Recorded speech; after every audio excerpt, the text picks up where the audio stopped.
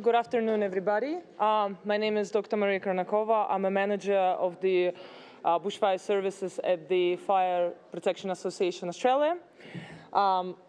Just a little bit about the association itself, for those of you who don't know us. The association has been organized in the 1957 by several key members at the time. So we are a registered non-for-profit organization, and we're also a membership organization. We have 1,730 members across Australia, and we've got 3 tiers of the membership. So we've got a corporate, organizational, and individuals. Corporate members are companies that are actively working within the fire protection space. So, for example, we've got, obviously, Trevor Kempster. You could see that. We've got FPA Australia members, and we've got a couple other members outside. You can meet them also at the exhibitions. Organizationals are more of passive users of the fire protection, I guess. So it's hospitals, local councils, and obviously individuals. The 6 core activities that we have is Bushfire Services. We've got a member services, technical support and consultation that we provide for the members. We have training and practitioner development programs, advocacy and national policy framework, which potentially we will get Mel to talk a little bit later.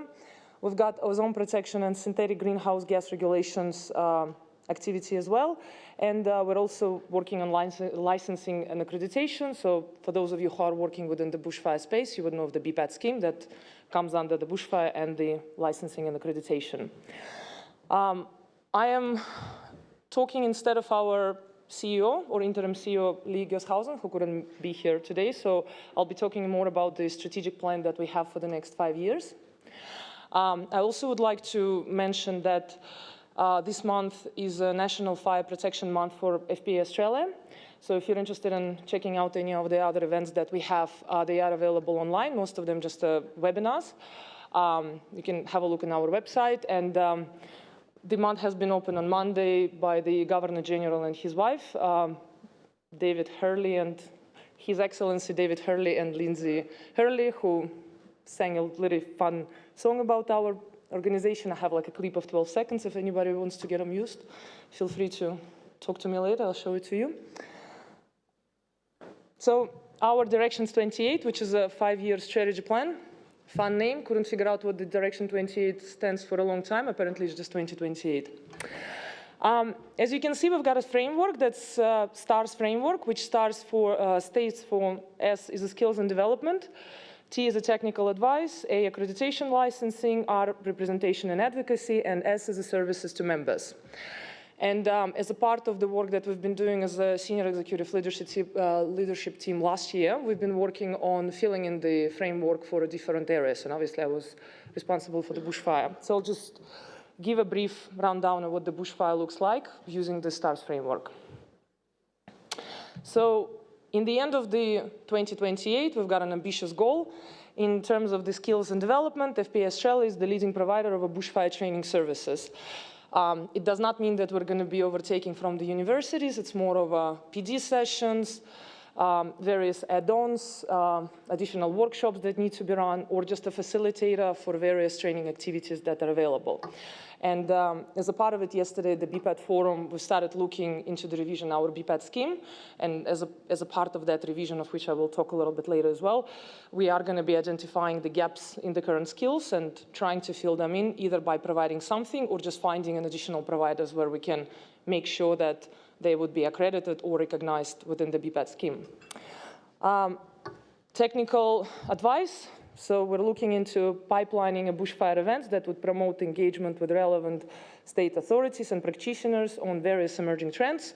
One of the examples of this is a bushfire conference, a Western Australia, and specifically bushfire conference that we are planning for next year. So it's going to be on the 9th and 10th of July in Pan Pacific. It's going to be quite similar probably to what we are running here, what the BME is running here, in a sense that we would like to bring some products, some services to Western Australia, because we've got quite a lot of people over there, just industry just asking for it. And it's not very feasible for them to keep flying back and forth to the east. And it is my understanding that there is a great divide somewhere in between as well, so they're not particularly keen on crossing the area there. Another part that we've got is the technical committee produces results and sets the standards. So we do have a series of technical committees, and one of them is Tech 20, which has a seat on the FP20, and that what works with the AS3959. So we've got a representation there, which is Mark Porter is our chair on it. And we're also looking into various other technical standards that we can help with. So I've been asked for by one of the gentlemen here about one of the mesh standards. Accreditation, BPAT is nationally recognized accreditation framework. I'm hoping that it's going to be before 2028, but it's an ambitious goal. Hopefully we're going to get there. As a part of it, we are looking into revising of the BPAT scheme and making sure that the current skills and competencies are matching those required by the industry. Because initially BPAT was rolled out in 2006, hasn't really changed since then, so we just want to make sure that it's still relevant and valid, and with that go to the other states as well. And make sure that the current BPAT in the current state is also strengthened. Representation and advocacy. So FPA Australia aims to become the key voice of the BPAT practitioner with engagement with each state government. That is something that we are doing through our accreditation, through our advocacy, national advocacy framework. I'm looking over to Mel Cronstedt, who'll be on the panel following my little lecture, who's our Western Australian state manager.